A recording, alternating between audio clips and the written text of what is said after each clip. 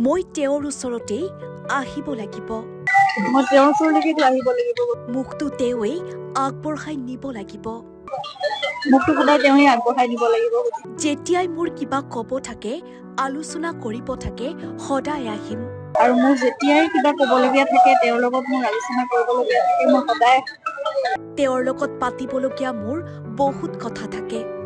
তেওঁৰ লগত মোৰ পাতিবলগীয়া বহুত কথা থাকে। তেওঁৰ প্ৰতি সকলোৱে প্ৰাৰ্থনা কৰিব, মোক আশীৰ্বাদ কৰিব। সদায় যাতে সকলোৱে তেখেতৰ প্ৰতি প্ৰাৰ্থনা ৰাখে, মোৰ প্ৰতি আশীৰ্বাদ ৰাখে। সোণাপুৰত উপস্থিত হৈ আৱেগিক হৈ পৰিল গৰিমা শইকীয়া গাৰ্গ। আজি 29টা দিন পাৰ হ'ল আমাৰ সকলোৰে মৰমৰ অসমীয়াৰ হিয়াৰ আমঠু প্ৰিয় শিল্পী জুবিন গাৰ্গবিহীন। সকলোৱে যেন এতিয়াও মানিয়ে ল'ব পৰা নাই যে আমাৰ মৰমৰ শিল্পীগৰাকী আমাৰ মাজত নাই। যোৱাকালি নিশা সোণাপুৰত জুবিন গাৰ্গৰ সমাধিস্থলীত উপস্থিত হৈ উচুপি উঠিল গৰিমা শইকীয়া গাৰ্গ। আমাৰ মৰমৰ প্ৰিয় শিল্পীগৰাকীৰ প্ৰিয় নাৰীগৰাকীৰ চকুত চকুলো দেখি সকলোৱে আৱেগিক হৈ পৰিল। গৰিমা শইকীয়া গাৰ্গে যেন ক'লে বহু মনৰ কথা। তেওঁৰ যেতিয়াই কিবা ক'ব থাকে, কিবা আলোচনা কৰিব থাকে, সদায় আহিব স্বামীৰ ওচৰলৈ। তেওঁৰ বিশ্বাস, স্বামীয়ে সদায় কথাবোৰ শুনিব, আশীৰ্বাদ কৰিব। গৰিমা গাৰ্গে ক'লে যে জুবিনৰ বৰ অসম যেন আমি ভালদৰে গঢ়িব পাৰোঁ। জুবিনে দেখা সপোনবোৰ যেন পূৰাব পাৰোঁ। নতুন প্ৰজন্মৰ লগতে সকলোকে আহ্বান কৰিছে। বৰ অসমখন ভালদৰে গঢ়িব পাৰিলে সেয়াই জুবিনৰ বাবে ডাঙৰ উপহাৰ হ'ব বুলি আৱেগিক হৈ মন্তব্য কৰিলে গৰিমা শইকীয়া গাৰ্গে। শুক্ৰবাৰে যিহেতু ঘটনাটো ঘটিছিলে, অভাৱনীয় ঘটনাটো, গতিকে যোৱা শুক্ৰবাৰেও আহিছিলোঁ, আজিও আহিছোঁ।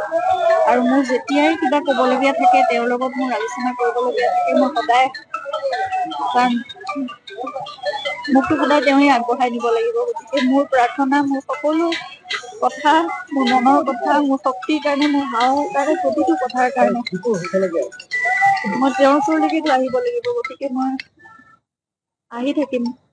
তেওঁৰ লগত মোৰ পাতিবলগীয়া বহুত কথা থাকে। গতিকে তেওঁক ইয়াতে আহি কম, শুনিব। মই জানো তেওঁ সেইখিনি সাহস আৰু শক্তি দি মোক আগুৱাই লৈ যাব। প্ৰাৰ্থনা সদায় যাতে সকলোৱে তেখেতৰ প্ৰতি প্ৰাৰ্থনা ৰাখে, মোৰ প্ৰতি আশীৰ্বাদ ৰাখে। আৰু যিমানবোৰ কৰণীয় আছে বা তেওঁ হয়তো আমাৰ সকলোৰে ওপৰত এটা বিশ্বাস ৰাখি তেওঁ নিজৰ খিনি কৰ্তব্যখিনি কৰিলে। এতিয়া বাকীখিনি আমাৰ ওপৰত তেওঁ এনে এৰা নাই। তেওঁৰ বিশ্বাস আছে অসমীয়া ৰাইজৰ ওপৰত, নতুন প্ৰজন্মৰ ওপৰত বা তেওঁক ভাল পোৱা প্ৰতিজনৰ ওপৰত। তেওঁ জানে যে সেইখিনি দায়িত্ব আমাৰ হাতত অৰ্পণ কৰি থৈ গৈছে। আমি সকলোৱে একেলগে হাতত ধৰি সেইখিনি কৰি যাব লাগিব। আৰু যেনেকে এই জুবিন ক্ষেত্ৰখন শূন্য ভূমি হৈ পৰিছে, এতিয়া মহামিলনৰ ভূমি হৈ পৰিছে, গোটেই অসমখন তেওঁ সপোনৰ বৰ অসমখন, মই বাৰে বাৰে সেইটোৱে প্ৰাৰ্থনা কৰো যে তেওঁ সপোনৰ বৰ অসমখন যাতে আমি গঢ়িব পাৰো। এতিয়া সকলো বিশ্বাস, সকলো আস্থাৰে তেওঁ আমাৰ হাতত সেইখিনি দায়িত্ব অৰ্পণ কৰিছে। গতিকে সেইখন বৰ অসম আমি উপহাৰ দিয়াটোৱে আটাইতকৈ জুবিনৰ কাৰণে, মই ভাবো সেয়াই ডাঙৰ উপহাৰ হ'ব আৰু সেয়াই জুবিনৰ সপোনৰ অসমখন হ'ব। গতিকে আমি একেলগে ওলাই আহিম, সকলো একেলগে কাম কৰিম, সকলো ভাল পোৱা তেওঁৰ যিমানখিনি আদৰ্শ আছিলে বা তেওঁ যিমানখিনি সমাজৰ কাৰণে, আমাৰ জাতিটোৰ কাৰণে, সংস্কৃতিৰ কাৰণে সকলো কৰিব বিচাৰিছিল, সকলোবোৰ কাম আমি একেলগে কৰিম। নিউজ ডেস্ক, এনিভাৰত 24।